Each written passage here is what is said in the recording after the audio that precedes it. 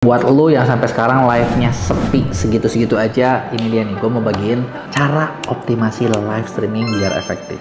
Udah siap? Buat main live streaming, itu sebenarnya ada beberapa hal yang perlu kalian persiapan. Mulai dari strateginya sampai caranya, gitu ya. Nah, strateginya gimana? Nah, sebenarnya konsep buat optimasi live streaming itu simple banget. Ada beberapa poin yang nanti kita bakal bahas lebih detail, yang perlu benar-benar kalian kuatin, gitu ya. Nah, secara customer journey live streaming itu ya orang itu kan ngelihat live itu mau di TikTok, mau di Shopee itu mirip-mirip ya. Orang tuh lagi lihat-lihat, mereka tuh ada yang lihat dari luar, ada yang udah masuk nih. Tugas kalian tentu saja adalah bikin orang mau masuk. Itu goal pertama. Kalau di istilah kerennya tuh ada yang namanya enter room rate, IRR. IRR kalian tinggi, live kalian bakal cukup berhasil. IRR kalian rendah, ya susah gitu kan. Ya view lu bakal segitu-segitu aja. Itu bakal ngaruh banget ke penonton kalian gitu kan. Nah, terus udah gitu nanti setelah orang nonton, kita perlu bikin mereka buat jadi mau tertarik, mau klik produk, mau order. Simpelnya kayak gitu kan. Tapi itu kan ininya, caranya ya. Sekarang gini, apa aja sih yang bisa ningkatin efektivitas selain si itu gitu ya? Nah, ada beberapa hal. Satu, lo harus cek dulu. Pertama, alat-alat lo udah siap belum? Alat tuh apa aja sih gitu ya? Alat tuh sesimpel kayak gini. Pertama, lo harus ingat contoh background. Background lo udah siap belum nih? Udah oke belum nih? Udah representatif nggak nih? Udah sesuai belum nih? Nah,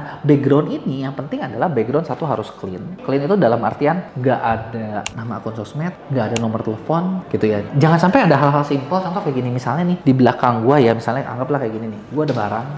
Di sini ada paket gue belum dibuka, ada barcode. Nah, ini bisa bikin konten kalian atau live streaming kalian kena pelanggaran. Simple gitu ya. Atau misalnya ada alamat, ada apa, itu adalah hal-hal yang lu perlu perhatiin bener-bener gitu ya. Pertama background. Yang kedua, lu perlu ingat, lu kalau mau nge-live, lu butuh alat toh. Alatnya apa? Handphone lu baterainya ada apa enggak? Sinyalnya kuat apa kagak? Kameranya lagi masalah apa kagak? Mic-nya oke nggak? Nah, 4 ini lu bener-bener perlu cek. Karena kalau misalnya meleset satu, gitu, hati-hati. Gitu ya. Terus kayak hal simpel kayak sinyal itu benar-benar hal kecil yang bisa menghancurkan kalian. Jadi pastiin sinyalnya stabil dan jangan juga pernah lakuin ini. Gue sering banget ada kayak kreator tuh nyobain tes live. Nah, nyalain bentar matiin, itu ngerusak algoritma. Jadi begitu udah lu nyalain gas terus dah. Kata TikTok, lu bercanda nih, lu main-main gua nih. Shopee juga bakal menganggap hal yang sama gitu ya. Sebenarnya kalau untuk kamera, mic gitu ya, gue nggak akan bilang kayak lu harus pakai merek ini itu nggak. Pakai apapun yang kalian ada yang oke. Lu mau hemat misalnya mau pakai apa tuh namanya webcam juga bisa. Webcam cari yang bagus, yang HD itu oke.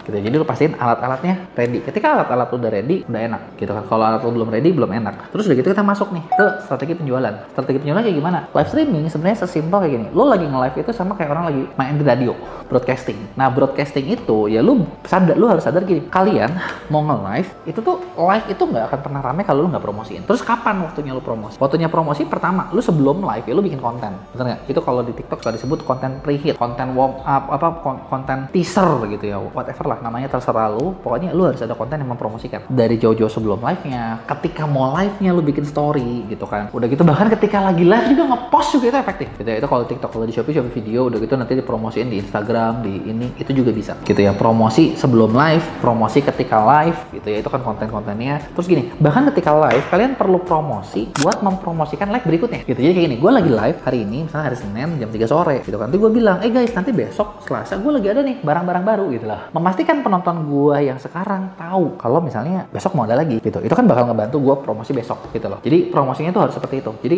ini kalau lu lupa 1-2 hal, live lu bakal segitu-segitu aja deh. Kecuali akun lu udah gede. Kalau akun lu masih kecil, jangan. Kalau akun lu udah gede, ya audiensnya juga udah lumayan besar gitu kan. Nah, kemudian setelah tadi kita ngebahas background, setelah tadi kita ngebahas ada strategi promosinya gitu kan. Terus apa lagi? Lu perlu bisa milih produk. Jadi produk-produk yang lo lakuin tuh harus dipilih dengan tepat.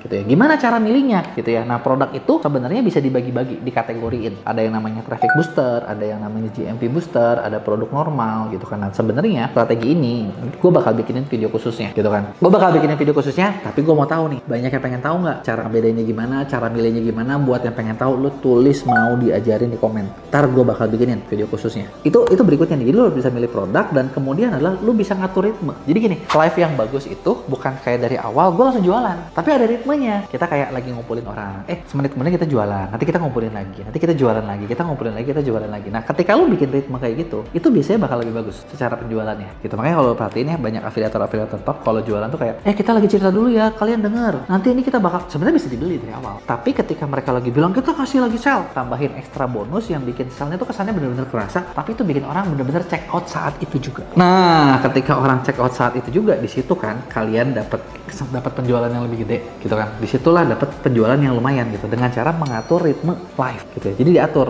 gitu. Nah, semua strategi ini nggak akan lengkap kalau kalian nggak ngerti tentang GPM Live. GPM Live itu apa? Nah, jadi matriks tadi ada hitung-hitungannya. Tapi ya balik lagi, buat yang penasaran, gue pengen tahu siapa aja, lu tulis di komen mau diajarin GPM Live, nanti baru gue bikinin kontennya.